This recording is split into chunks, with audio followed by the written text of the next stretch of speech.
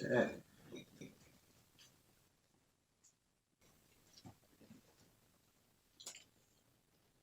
So we had a workshop this Saturday. That workshop. Why didn't you tell me? So yeah, this past Saturday we had a workshop. We were in the Encino Baha'i Community Center with Mark Kohler, a real estate attorney hailing from Idaho. Potato. Hey, can I get some potatoes for this burger?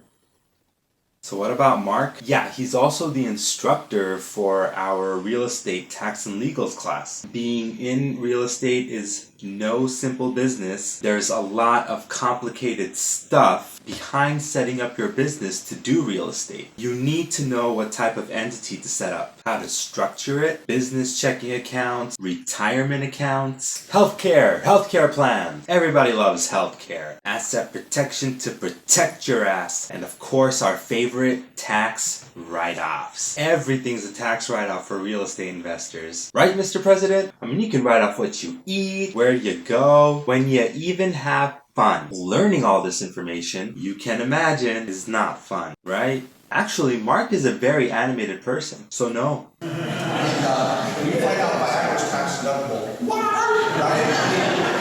See?